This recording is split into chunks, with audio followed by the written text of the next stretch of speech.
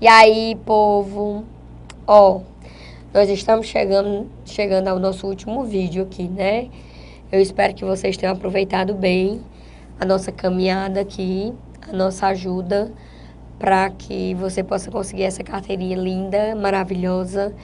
E quero dizer que nós estamos aqui, firmes e fortes, sempre apoiando vocês, tá certo? Todos nós do EVP na OAB. Então não se desoriente, tenha fé que vai dar tudo certo na sua vida. Tranquilo? Então vamos para a luta. Último vídeo aqui sobre bens e intervenção na propriedade, né? Preste atenção aqui. Ele diz aqui: sobre os bens públicos é correto afirmar que A. Os bens de uso especial são passivos de uso capião. B. Os bens de uso comum são passivos de uso capião. C. Os bens de empresas públicas que desenvolvem atividade econômica que não estejam afetados à prestação de serviço público são passivos de uso capião. D. Nenhum bem que pertence à pessoa jurídica integrante da administração pública indireta é passível de uso capião. Então, vamos analisar aqui. Apesar de ser administrativo, a gente vai se misturar aqui com o civil, né? Abra aí seu Código Civil no artigo 101, 102, 103 artigos, né? Artigo 101, 102, 103. Então, ele diz assim, artigo 101, os bens públicos dominicais podem ser alienados observadas as exigências da lei. Artigo 102, os bens públicos não estão sujeitos a uso capião. Então, de cara aqui, ó, a gente já mata a linha de raciocínio. Os bens... Eita, tia Lide se desorientou aqui, né? Os bens públicos não estão sujeitos a uso capião. E artigo 103, o uso comum dos bens públicos pode ser gratuito ou retribuído, conforme for estabelecido legalmente pela entidade a cuja administração pertence. Então, vamos nós. Existe uma classificação e as características dos bens públicos. Primeiro, classificação.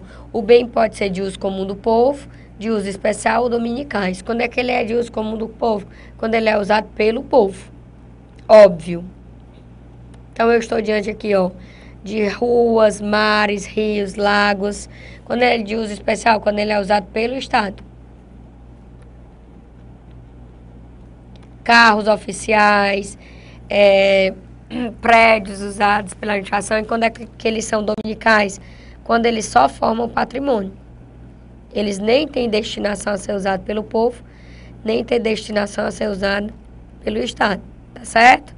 Então, o que é que eu quero que você entenda? Quando um bem ele está destinado a ser usado, quando ele tem uma destinação, no caso do uso comum do povo, pelo povo, e no caso de uso especial pelo Estado, nós falamos que ele é um bem afetado.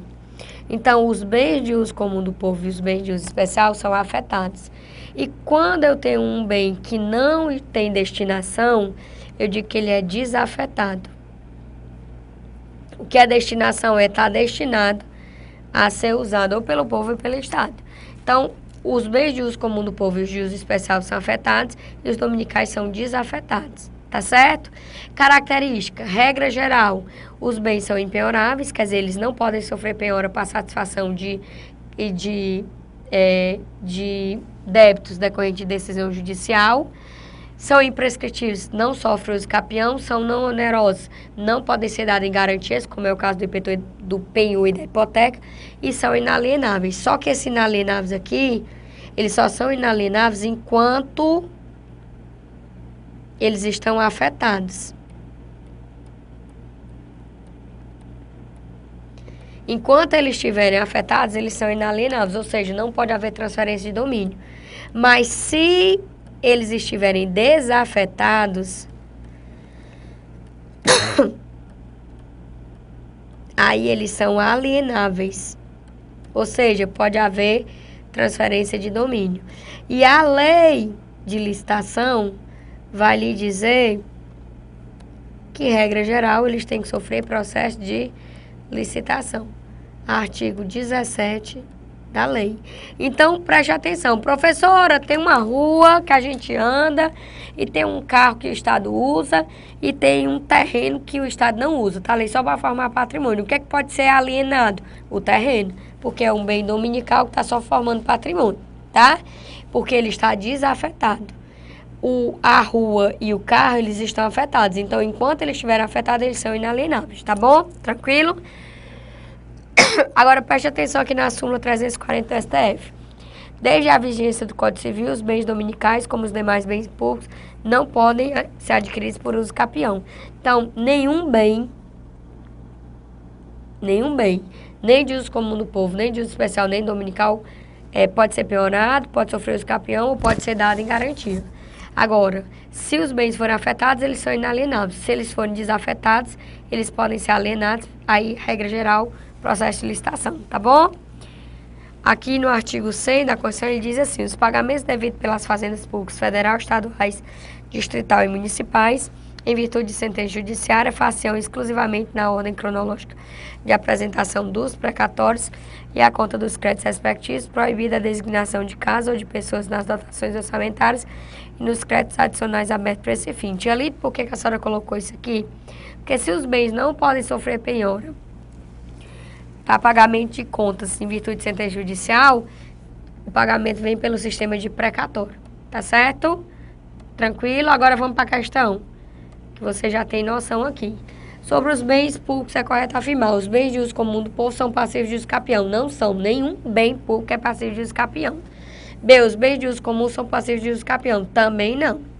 C, os bens das empresas públicas que desenvolvem atividades econômicas que não estejam afetados à prestação de serviço público são passivos de uso capião. Corretíssimo. Tá certo? É o entendimento do Supremo Tribunal Federal que se os bens estiverem ligados à prestação de serviço público e for essencial para a prestação de serviço público, eles aqui, ó, tem essa linha de raciocínio, tá bom? Aí, nenhum bem que pertence à pessoa jurídica integrante da administração indireta é passivo de uso capião. Não é verdade, né? O que é que acontece? Deixa eu tentar explicar essa linha de raciocínio aqui do STF. Só é bem público os bens das pessoas jurídicas de direito público.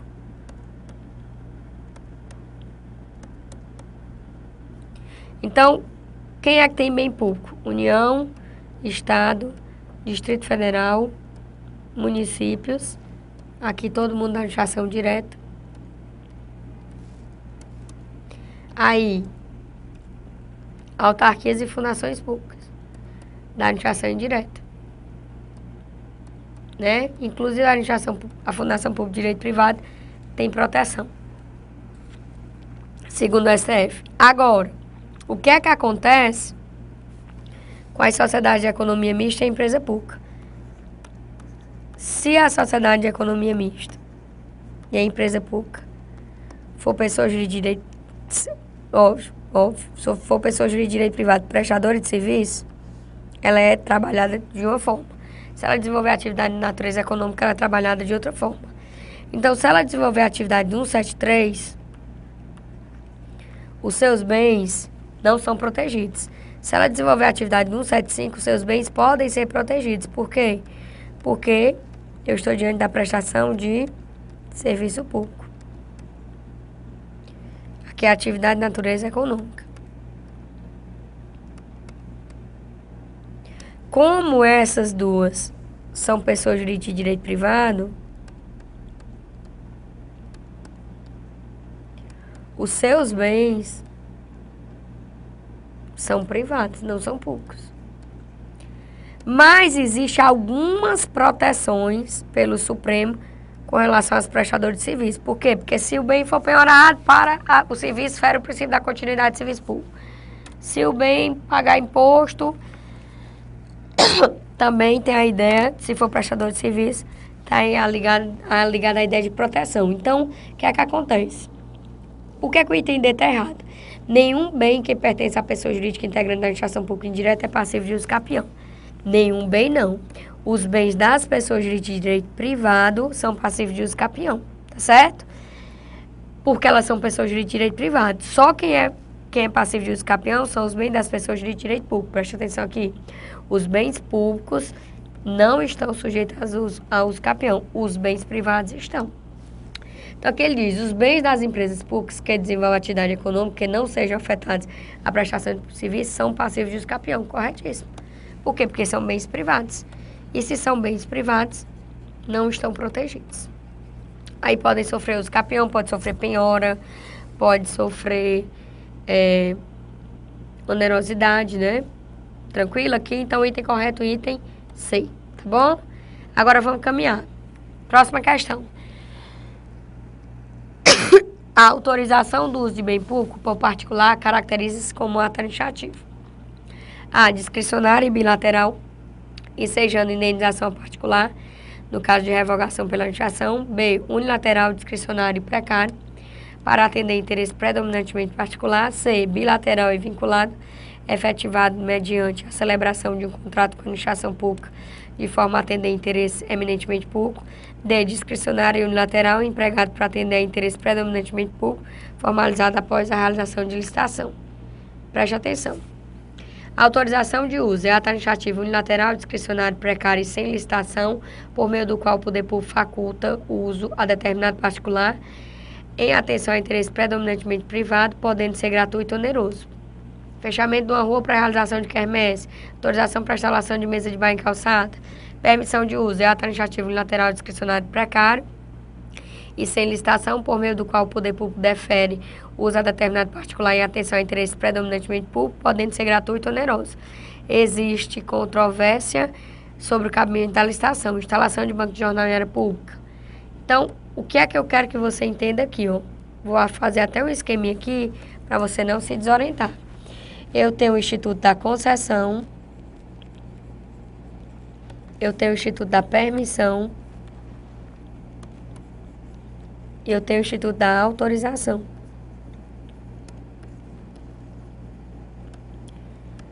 Esses três institutos podem ser usados, vão aparecer quando a administração pública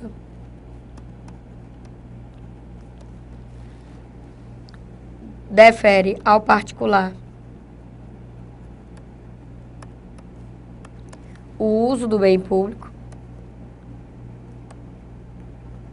ou quando ela delega para o particular o desenvolvimento de serviço público.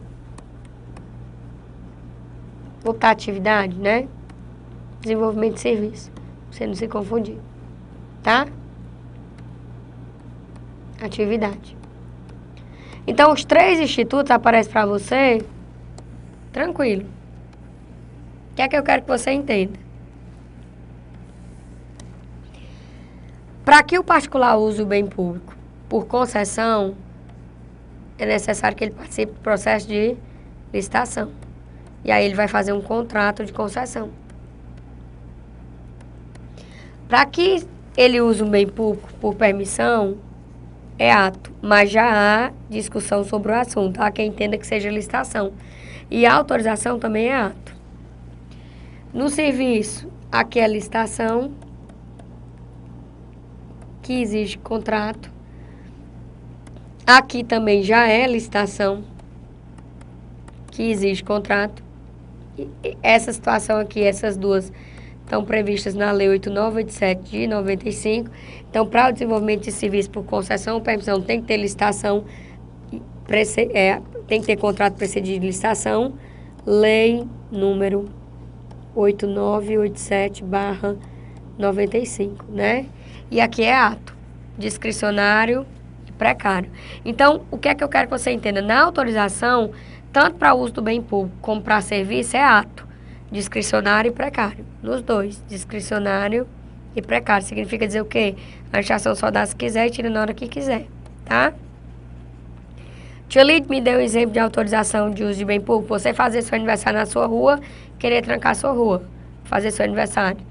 Aí você vai lá e pede ao poder público, tá? Característica da autorização, análise de interesse.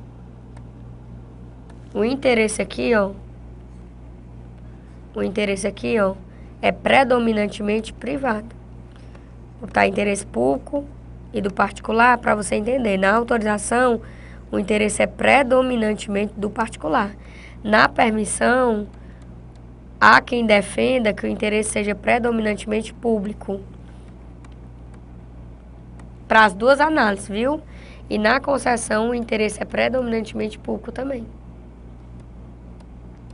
O que está circulado é o predominante, tá? Então, essa linha de raciocínio aqui para você. Então, vou lhe dar exemplo aqui de uso de bem pouco. O fórum construir que é o exemplo aqui de Fortaleza que eu uso muito. O judiciário construiu um fórum e montou um restaurante, mas não quis aqui usar. E aí passou para a mão do particular.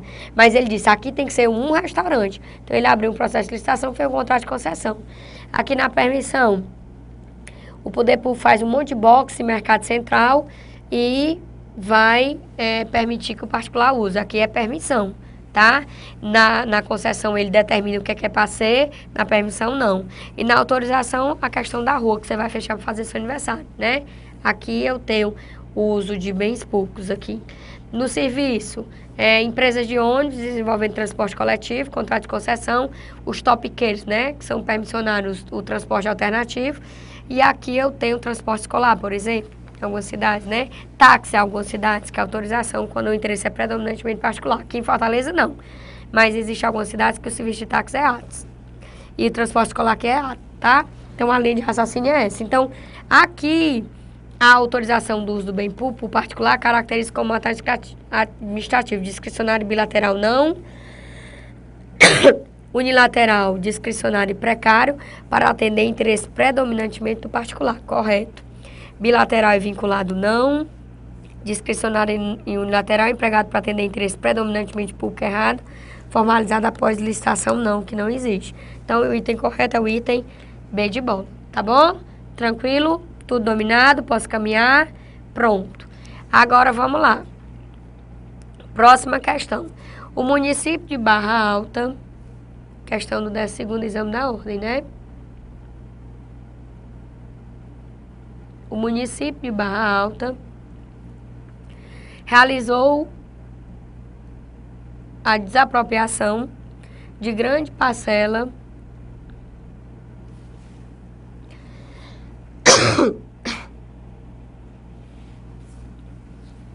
do imóvel de Manuel Silva e deixou uma parcela inaproveitável para o proprietário. No caso descrito, o proprietário obterá êxito se pleitear a reintegração de posse de todo o imóvel em função da má-fé do município. B, o direito de extensão da desapropriação em relação à área inaproveitável. C, a anulação da desapropriação em relação à parcela do imóvel suficiente para tornar a área restante economicamente aproveitável. E D, a anulação integral da desapropriação por a mesma foi ilegal. Preste atenção. STJ, recurso especial 617.503. Emenda administrativa, desapropriação e direito de extensão. O direito de extensão ocorre quando o poder público invade parte de imóvel, desapropriação indireta, deixando a área remanescente de exercer qualquer atrativo de termos imobiliários, hipótese em que o expropriante deverá indenizar a totalidade do bem. Os critérios de aferimento do direito de extensão previsto no Decreto 4956 estão adstritas às instâncias ordinárias ante a necessária análise do conjunto fático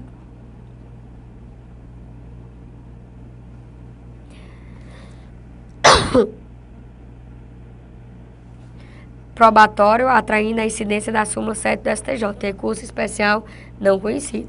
Sustente aí que eu lhe dou já a linha de raciocínio aqui. Vou logo ler, que aí a gente fecha tudinho, tá? A empresa federal X, que atua no setor de pesquisas petroquímicas, necessita ampliar sua estrutura para a construção de 2 galpões industriais. Para tanto, decide incorporar terrenos contíguos à sua atuação, unidade de processamento, mediante regular processo de desapropriação. A própria empresa pública declara aqueles terrenos como de utilidade pública e inicia as tratativas com os proprietários dos terrenos que, entretanto, não aceitam o preço oferecido por aquela entidade. Nesse caso, se o expropriante alegar urgência e depositar a quantia arbitrada de conformidade com a lei, terá direito a emitir-se provisoriamente na posse dos terrenos. B, a desapropriação não poderá consumar-se tendo em vista que não houve concordância dos titulares dos terrenos. C, a desapropriação demandará a propositura de uma ação judicial e, por não haver concordância dos proprietários, a contestação poderá versar sobre qualquer matéria. D, os proprietários poderão opor-se à desapropriação ao fundamento de que a empresa pública não é competente para declarar um bem como de utilidade pública. Então, vamos lá. vou fazer logo essa, que você já sabe. Então, aqui, eu tenho o município de Barra Alta realizando a desapropriação de grande parcela do imóvel do Manuel Silva e deixando uma parcela inaproveitável para o proprietário. Quer dizer, fica uma parcela lá que não serve para ninguém, né? No caso descrito, o proprietário obterá êxito se pleitear a reintegração de posse de todo o imóvel em função da má-fé, o direito de extensão da desapropriação em relação à área inaproveitável, a anulação da desapropriação em relação à parcela do imóvel suficiente para tornar a área restante economicamente aproveitável e a anulação integral da desapropriação, pois a mesma foi ilegal. Tem muito o que discutir não, porque aqui a própria decisão no recurso especial 617 fala do direito de extensão, né, que pode ocorrer quando o poder público invade parte do imóvel, deixando a área remanescente exercer qualquer atrativo em termos imobiliários, hipótese em que o expropriante deverá indenizar a totalidade do bem. Então, aqui ele vai pleitear o direito de extensão da desapropriação em relação à área inaproveitável, tá certo? Então, é uma posição do STJ e a FGV aqui foi cruel, né? Totalmente cruel. 617.513. Opa!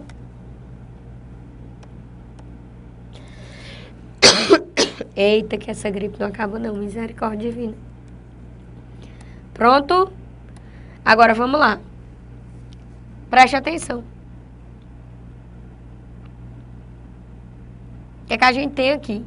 A gente tem uma situação de desapropriação que quem faz a desapropriação é uma empresa pública. Então, ele diz, a empresa pública federal que atua no setor de pesquisas necessita ampliar sua estrutura para a construção de 2 galpões. Para tanto, decide incorporar terrenos contíguos à sua atual unidade de processamento mediante regular processo de licitação. Ela não pode fazer isso aqui, tá certo? Porque só quem pode fazer é a pessoa jurídica de direito público. Cuidado com isso aí, né? Ó, presta atenção. Decreto-Lei 3365 de 41. Mediante declaração de utilidade pública, todos os bens poderão ser desapropriados pela União, Estados, municípios, Distrito Federal e territórios. Os bens do domínio dos Estados, municípios, Distrito Federal e territórios poderão ser desapropriados pela União e dos municípios pelos Estados, mas em qualquer caso o ato deverá preceder autorização legislativa. Artigo 3º. Os concessionários de serviço público e os estabelecimentos de caráter público que exercem funções delegados do poder público poderão promover a desapropriação, não declarar a desapropriação. É só executar, tá? Mediante autorização expressa, constante de lei e de contrato. Então, aqui a gente já fecha uma questão. Empresa pública, pessoa jurídica de direito privado, não pode declarar desapropriação. Só quem pode declarar são as pessoas de direito público da administração direta. Então, ele diz que a própria empresa declara e inicia as tratativas com os proprietários. Então, nesse caso, se o expropriante alegar urgência e depositar a quantia arbitrada de conformidade com a lei, terá direito a emitir-se provisoriamente na posse dos terrenos. B. A desapropriação não poderá consumar-se tendo em vista que não houve concordância dos titulares. C. A desapropriação demandará a propositura de uma ação judicial e, por não haver concordância dos proprietários, a contestação poderá versar sobre qualquer matéria. E é. Os proprietários poderão opor-se à desapropriação ao fundamento que a empresa pública não é competente para declarar um bem como de utilidade pública. Não tem nem o que discutir aqui, né? Artigo 1º do decreto 3365 de 41. Eu só quero que esse decreto seja de 51, não sei porquê. Então, o item correto, o item D, tá bom? Me joga na tela, Eduardo. Pronto, chegamos no final da nossa luta. Eu desejo toda a sorte do mundo para você. Eu quero lhe dizer que você tenha muita fé, muita persistência. Assista esses vídeos milhões de vezes. Leia muito texto da lei. É extremamente importante que você mantenha a calma. Não se desoriente. Tenha fé que vai dar tudo certo para você. Um grande abraço e boa sorte na sua caminhada junto à sua vermelhinha, tá?